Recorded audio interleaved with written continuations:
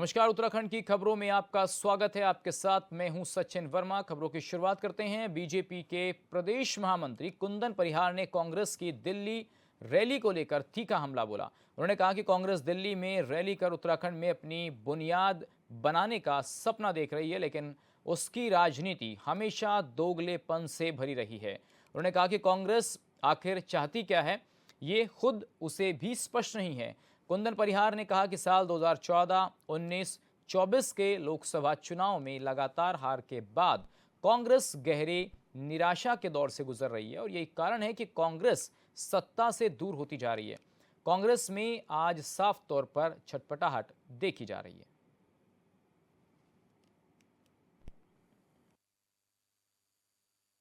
देखिए, कांग्रेस ने रैली की है दिल्ली में और वो बुनियाद बनाना चाहते हैं उत्तराखंड में।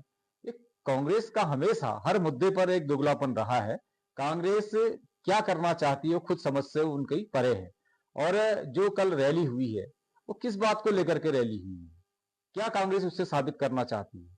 कांग्रेस आज 2014 के चुनाव में, 2019 के चुनाव में और उसके पश्चात 2024 के लोकसभा चुनाव में लगातार उसको एक हार का सामना करना पड़ा। और इसके अतिरिक्त राज्य दर राज्य भी कांग्रेस हारते जा रही है। कांग्रेस घोर निराशा में है। कांग्रेस के अंदर आज बिल्कुल जो एक छटपटाहट है सत्ता की, वो कांग्रेस सत्ता से दूर होते जा रही है। इसलिए कांग्रेस इस प्रकार के कार्यक्रमों का आयोजन कर रहे हैं, जबकि इस प्रकार के कार्यक्रमों का आयोजन करने के बजाय कांग्रेस को अपने संगठनात्मक संरचना को मजबूत करना चाहिए। जो कमियां उनसे हो रही है उस कमियों को दूर करना चाहिए, लेकिन कांग्रेस आज भी उसको मानने को तैयार नहीं है। इसलिए उधर हरीश रावत ने आरोप लगाया कि चुनावी प्रक्रिया में बड़े पैमाने पर गड़बड़ी हो रही है, लेकिन कार्रवाई की नीयत साफ नहीं है। उन्होंने कहा कि डबल ट्रिपल एफआईआर दर्ज होती है पर निष्पक्ष जांच नहीं होती। चुनाव आयोग की भूमिका पर सवाल उठाते हुए उन्होंने दावा किया कि एक ही व्यक्ति के अलग अलग राज्यों में वोट डालने के मामले सामने आए हैं, फिर भी किसी पर कार्रवाई क्यों नहीं होती। रावत ने कहा कि हर चुनाव से पहले बूथों पर बड़ी संख्या में वोट काटे जाते हैं, जो एक खास पार्टी को नुकसान पहुंचाते हैं, जिससे चुनाव परिणाम प्रभावित होते हैं। उन्होंने निष्पक्ष एफआईआर जांच और संवैधानिक संस्थाओं की स्वायत्तता बनाए रखने की मांग की है।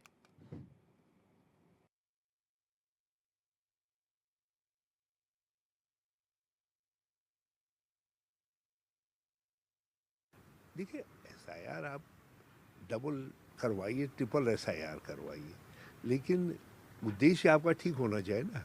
नियत खराब है ना। ये इलेक्शन कमीशन पता नहीं क्यों इस बात पर कंप्रोमाइज कर रहा है। बिहार का मैं उदाहरण बता रहा हूँ आपको।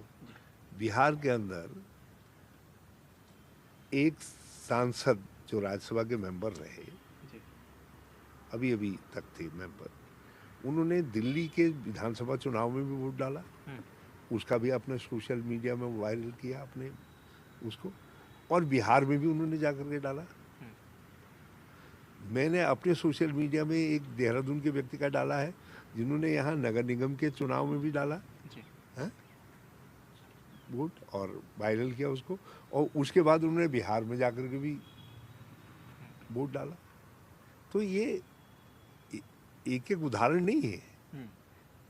ये इस तरीके की जो बड़े पैमाने पर वो हुई है, डुप्लीकेसी हुई है, वोटें बनाई गई हैं, डाली गई हैं, ये उसका उदाहरण है। हमने अपनी फेसबुक में डाला, हमको किसी ने नोटिस दिया अभी तक कि तुमने गलत डाला है, और न किसी ने पूछताछ की किताब जो है दिखाइए तो जरा सा हम इसके खिलाफ कार्रवाई करते। थराली विकासखंड के कुलसारी सुनाव मोटरपुर के शिलान्यास कार्यक्रम में उस समय विवाद खड़ा हो गया जब तय समय पर विधायक भूपाल राम टामटा के पहुंचने से पहले ही भूमि पूजन शुरू कर दिया गया, जिस पर बीजेपी कार्यकर्ताओं के विरोध और हंगामे के बाद विधायक ने भी नाराजगी जताई और कार्यक्रम से लौट गए। लेकिन इसके बाद भी भूमि पूजन के साथ कार्यक्रम को पूरा किया गया।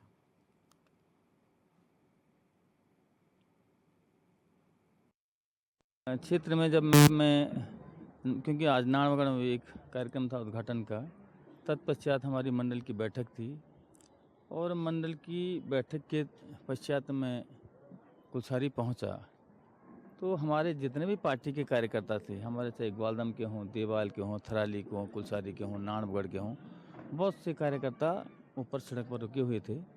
और मुझे ये जानकारी दी गई कि इस जो आज भूमि पूजन होना था, इसका भूमि पूजन का कार्यक्रम हो चुका है। कुछ लोग आए तो उन्होंने ये ज़रूर कहा, लेकिन जब ये मेरी जानकारी में आया तो मैंने कहा चूँकि भूमि पूजन हो चुका है तो अब यहाँ पर जाना मेरा उचित नहीं है। अब किन लोगों ने किया, विभागीय अधिकारी वहाँ पर मौजूद नहीं थे।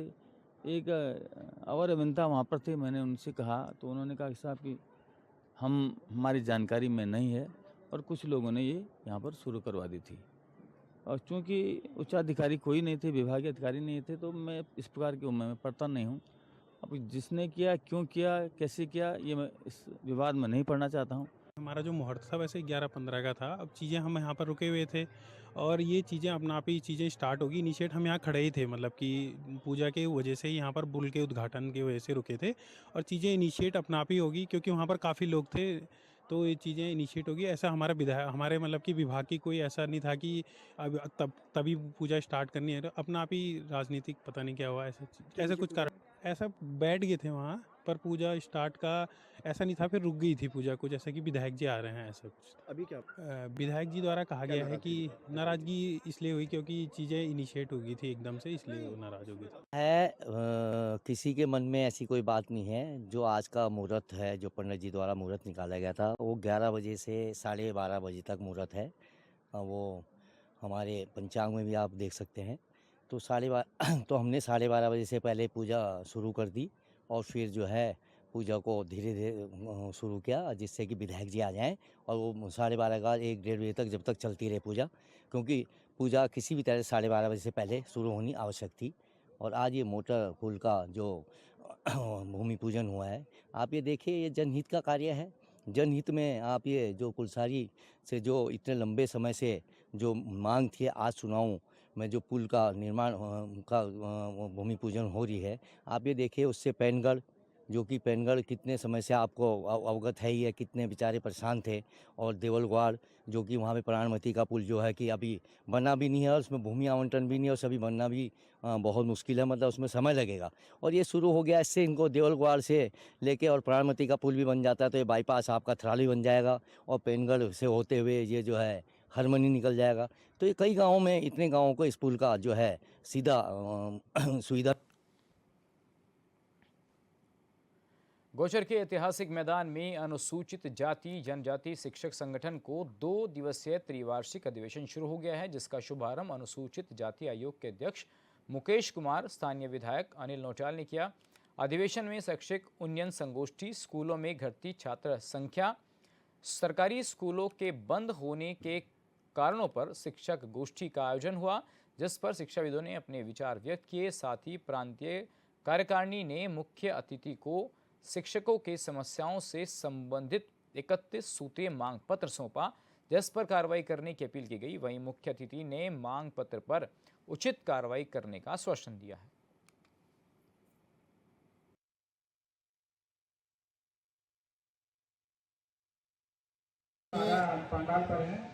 आज गोचर में अनुसूचित जाति जनजाति के अधिवेशन में जो आदरणीय इसके अध्यक्ष संजय टमटा जी और समस्त कमेटी के द्वारा एक बहुत भव्य अधिवेशन किया गया है, और प्रदेश के हर कोने से शिक्षक यहाँ पर आए हुए हैं, और काफ़ी मेरे ख्याल से 3 से 4 हज़ार की संख्या यहाँ पर उपस्थित हुई है। और ये एक बहुत शुभ अवसर है, और जहाँ तक मैं समझता हूँ कि जो समाज की समस्याएं हैं और जो शिक्षकों की समस्याएं हैं, उसके साथ पर यहाँ प्रकाश डाला जाएगा, और अनुसूचित जाति के विकास और उनकी समस्याओं के बारे में उन्होंने अभी ज्ञापन भी दिया है।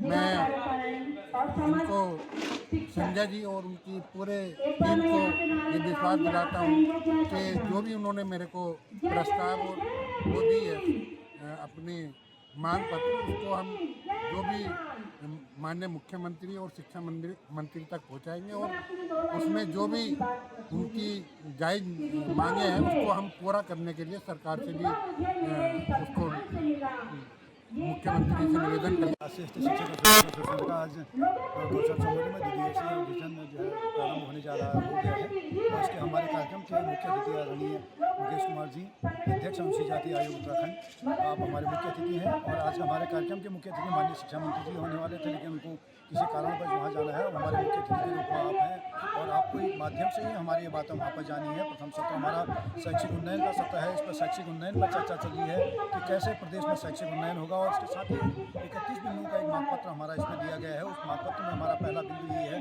कि 2012 से हमारे यहाँ इरशाद हुसैन कमेटी की जो गठन किया गया था, उस कमेटी की गठन मात्र 3 माह के लिए किया गया था। आज हमें अफसोस होता है कि 2012 से आज जो है 14-15 साल के बाद भी कमेटी की जो है रिपोर्ट सार्वजनिक नहीं हो पाई है और इस कारण में जो है हमारे प्रतिनिधित्व की सही आंकलन हमारे सामने नहीं आ पाए हैं। दूसरा महत्वपूर्ण बिंदु हमारा इसमें इस बात पर है कि SC/ST शिक्षक एसोसिएशन को भी जो है विभागीय बैठकों में मान्यता देते हुए उसे आमंत्रित किया जाए। यद्यपि जो है विगत समय सरकार ने जो है हमें प्रांतीय स्तर पर विशेष बैठकों में अन्य संगठनों के साथ भी आमंत्रित किया है।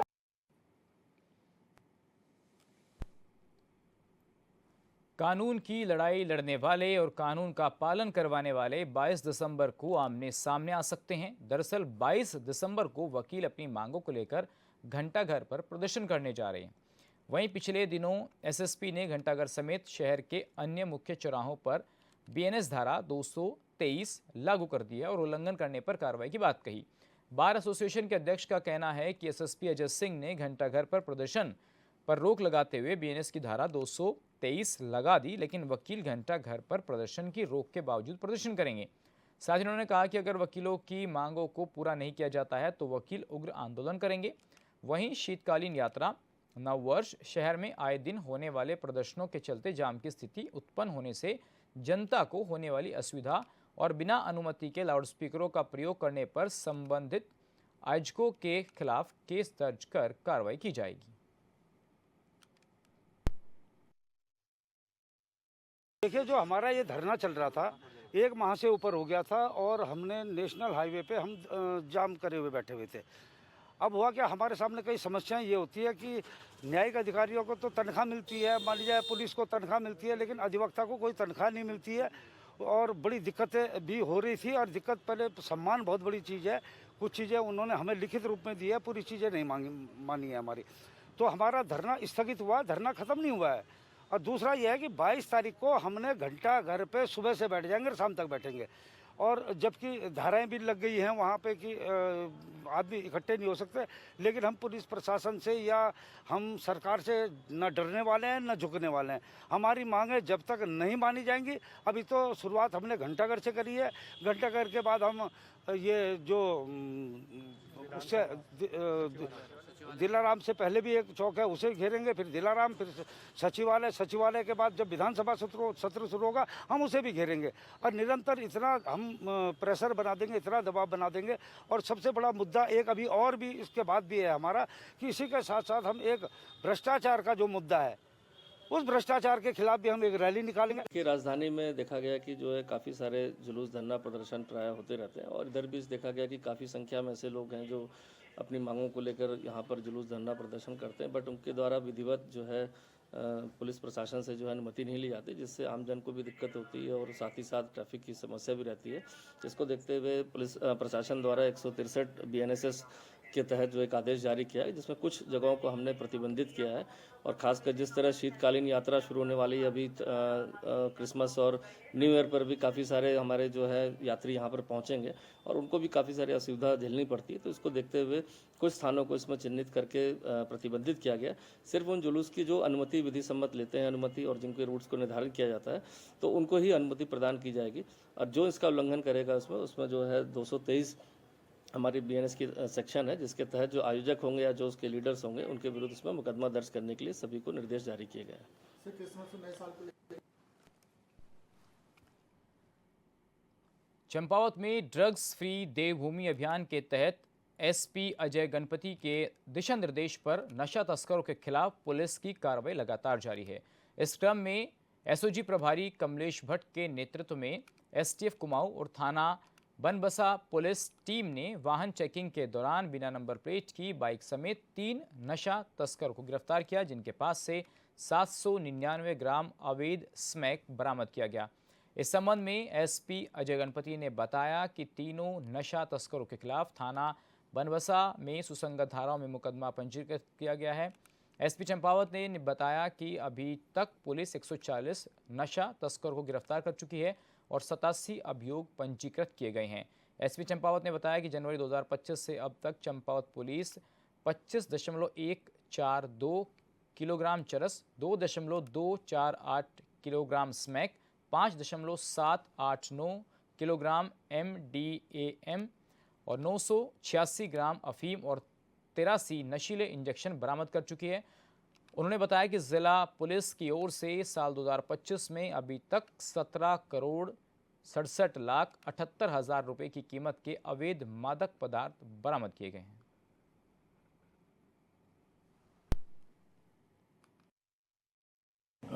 माननीय मुख्यमंत्री जी के ड्रग्स फ्री देवभूमि उत्तराखंड के मिशन में लगातार चंपावत पुलिस के द्वारा कार्रवाई की जा रही है, जिसके क्रम में STF कुमाऊं परिक्षेत्र की टीम तथा SOG की टीम और बनबसा थाने की टीम में लगातार चेकिंग अभियान चलाया है। चेकिंग करते समय 14 दिसंबर 2025 को 3 व्यक्तियों को गिरफ्तार किया गया, जिनके पास से 799 ग्राम अवैध हेरोइन बरामद हुई है। इन तीनों व्यक्तियों के नाम सूरजदीप सिंह, करनेल सिंह और गुरमीत सिंह हैं। ये तीनों ही लखीमपुर खीरी उत्तर प्रदेश के रहने वाले हैं। ये एक अंतर्राज्यीय गिरोह है जो स्मैक सप्लाई करता है। जो पूछताछ में इनके पास से हमें जानकारी मिली है कि इनके द्वारा ये स्मैक नेपाल में बेचने के इरादे से ला रहे थे। और एक अभियुक्त जिसका नाम है सतनाम सिंह, जिसका भी नाम पूछताछ में आया है, जिसके विरोध में हम लोग कार्रवाई करेंगे। ये 2 करोड़ से अधिक मूल्य का। अल्मोड़ा के सांगड़साऊ गांव में बुजुर्ग महिला की हत्या के मामले को पुलिस ने उसका खुलासा कर दिया है। करीब 1 माह तक चली जांच के बाद पुलिस ने आरोपियों को गिरफ्तार किया। बता दें, घटना 14 नवंबर 2025 को गंगा देवी की गला दबाकर हत्या कर दी गई थी, जिसके बाद मृतका के गले से सोने का गलेबंद भी लूट लिया गया और वहीं गिरफ्तारी के बाद आरोपी के कब्जे से नगद रुपए और लूटा गया सोना भी बरामद किया गया।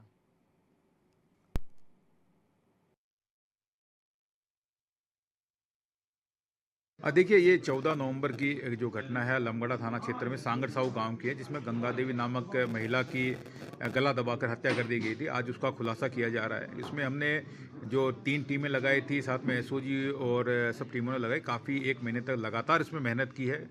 उसमें हमने दर्जनों लोगों से पूछताछ की है, सैकड़ों हमने CCTV कैमरे वगैरह देखे, इलेक्ट्रॉनिक सर्वेलेंस का भी यूज़ किया है।